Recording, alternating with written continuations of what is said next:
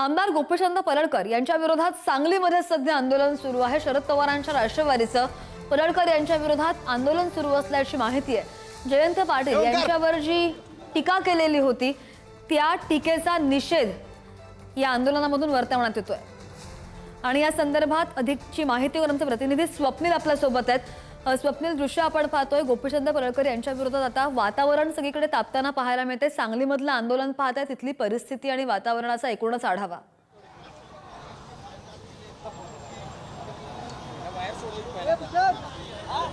नक्कीच आमदार गोपीचंद पडळकर यांनी जयंत पाटील यांच्या विरोधामध्ये अत्यंत खालच्या पातळीवर जाऊन टीका केली होती आणि याचा निषेध करण्यासाठी आता सांगलीमध्ये जे मोर्चा आहे तो निघाल्याचं पाहावयास मिळते। शरद पवार यांच्या राष्ट्रवादीचे प्रदेशाध्यक्ष शशिकांत शिंदे, आमदार खासदार निलेश लंके तसेच आमदार जितेंद्र आव्हाड हे देखील आता या मोर्चामध्ये सहभागी झालेले आहेत। महाराष्ट्र संस्कृती बचाव असा हा मोर्चा काढला जातोय। सांगलीतील पुष्पराज चौकातून या मोर्चाला सुरुवात झालेली आहे। शेकडोंच्या संख्येने जे राजाराम बापू पाटील यांना मानणारे जे कार्यकर्ते आहेत ते या सभेमध्ये या मोर्चामध्ये सहभागी झाल्याचं पाहावयास मिळते। पुष्पराज चौकातून कर्मवीर भाऊराव पाटील यांच्या पुतळ्याचं अभिवादन करून या मोर्चाला खरं तर सुरुवात झाल्याचं पाहावयास मिळतंय। सांगलीतील स्टेशन चौकामध्ये असणाऱ्या स्वर्गीय राजाराम बापू पाटील यांच्या पुतळ्यापर्यंत हा मोर्चा काढण्यात येईल। त्यानंतर सर्व खासदार आणि आमदार आहेत ते या मोर्चाला संबोधित करतील। दरम्यान गोपीचंद पडळकर यांनी जो जयंत पाटील यांच्यावर खालच्या पातळीवर जो टीका केली होती याचा निषेध करण्यासाठी खरं तर हा मोर्चा निघाल्याचा पाहावयास मिळतोय।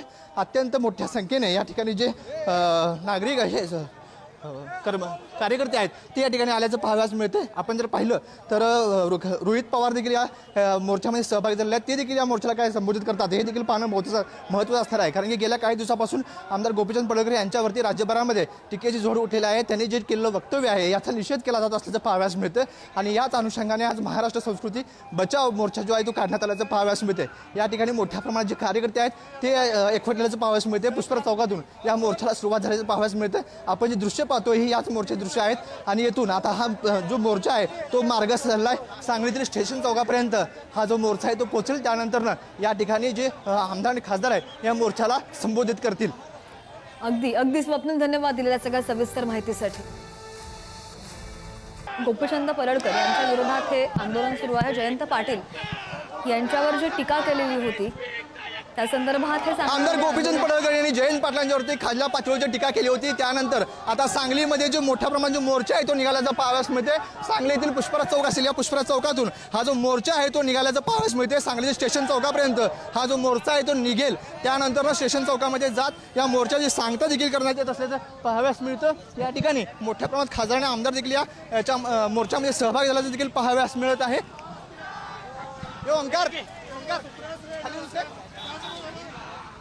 खाली रोहित पवार मिळते का बघा, खाली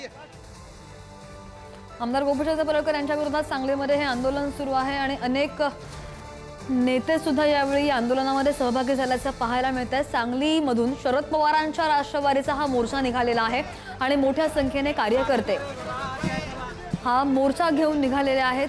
गोपीचंद पडळकर यांनी जे वक्तव्य केलं त्याचा ते निषेध वर्तवतात आणि सांगलीमधून ही लाईव्ह दृश्य आपण पाहतोय। शरद पवारांच्या राष्ट्रवादीचा हा मोर्चा आहे।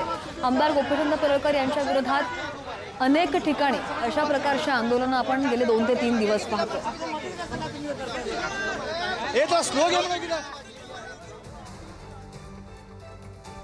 या संदर्भात आमचे प्रतिनिधी स्वप्नील आपल्याला ताजी माहिती देत होते। हा जो मोर्चा निघालेला आहे, गोपीचंद पडळकरांविरोधात कार्यकर्ते आता आक्रमक झालेले आहेत। जयंत पाटलांबाबतच्या वक्तव्यानंतर संपूर्ण रान पेटलेलं आहे आणि जागोजागी अशा आशयाची आंदोलनं होतात, अशा प्रकारची आंदोलनं होत आहेत। जयंत पाटलांवर केलेल्या टीकेचा निषेध सुद्धा नोंदवला जातोय। आपण पाहतोय आज गोपीचंद पडळकर यांच्या विरोधात राष्ट्रवादी आक्रमक झालेली आहे आणि त्याच पार्श्वभूमीवर सांगलीमध्ये शरद पवारांच्या राष्ट्रवादीचं हे आंदोलन आहे। हे सगळे कार्यकर्ते, हे सगळे समर्थक एकवटल्याचं पाहायला मिळतंय। गोपीचंद पडळकर यांच्या विरोधात हे आंदोलन असल्याचं पाहायला मिळतंय आणि मोठमोठ्याने घोषणाबाजी परत हातात बॅनर्स घेऊन जयंत पाटलांवर केलेल्या टीकेचा निषेध या आंदोलकांकडून, या कार्यकर्त्यांकडून वर्तवण्यात येतोय। जयंत पाटलांवर पडळकरांनी खालच्या शब्दामध्ये टीका केलेली होती आणि त्याच निषेधासाठी, त्याच निषेधार्थ शरद पवारांच्या राष्ट्रवादीचा हा मोर्चा निघालेला आहे। ही लाईव्ह दृश्य आपण पाहतोय सांगलीमधून।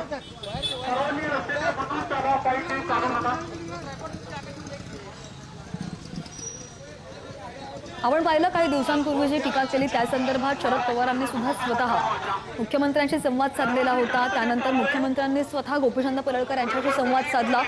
मात्र तरी सुद्धा हे आंदोलनाचं सत्र अजूनही सुरूच असल्याचं पाहायला मिळतंय. जयंत पाटलांबाबतच्या वक्तव्यानंतर आता सांगलीमध्ये हे आंदोलन सुरू आहे आणि शशिकांत शिंदे असतील त्यांच्यासोबत अनेक महत्त्वाचे नेते या आंदोलनामध्ये सहभागी झाल्याचं पाहायला मिळतंय. शरद पवारांच्या राष्ट्रवादीचं हे आंदोलन आहे. शरद पवारांच्या राष्ट्रवादी बरीच आक्रमक झालेली आहे. गोपीचंद पडळकर यांच्यावर कारवाई व्हावी अशी मागणी असते आंदोलकांची आहे. आणि जोरात घोषणाबाजी करत हे आंदोलक आता अतिशय शिस्तबद्ध पद्धतीने पुढे सरकतात. मात्र मोठमोठ्याने घोषणाबाजी करतायत आणि काहीसे आक्रमक झाल्याचं पाहायला मिळत आहे. सांगलीमधून ही लाईव्ह दृश्य आपण पाहतो. गोपीचंद पडळकरांविरोधात शरद पवारांची राष्ट्रवादी आक्रमक झालेली आहे आणि त्याच संदर्भातलं हे आंदोलन 2-3 दिवसांपूर्वी जयंत पाटलांसंदर्भात गोपीचंद पडळकर यांनी एक वादग्रस्त वक्तव्य केलं होतं आणि त्यानंतर सगळ्या स्तरातून गोपीचंद पडळकर यांच्यावर जी टीका होत होती त्याच पार्श्वभूमीवर आज सांगलीमध्ये आमदार गोपीचंद पडळकर यांच्या विरोधात हे आंदोलन सुरू आहे. आणि पुन्हा एकदा ताजे तपशील घेण्यासाठी जाऊयात आमचे प्रतिनिधी स्वप्नील आपल्यासोबत आहेत. स्वप्नील, या आंदोलनामध्ये कोण कोण सहभागी झालेले आहेत आणि हे आंदोलन आता हा मोर्चा जो आहे आता तो कुठून कुठपर्यंत जाणार आहे सांगलीमध्ये?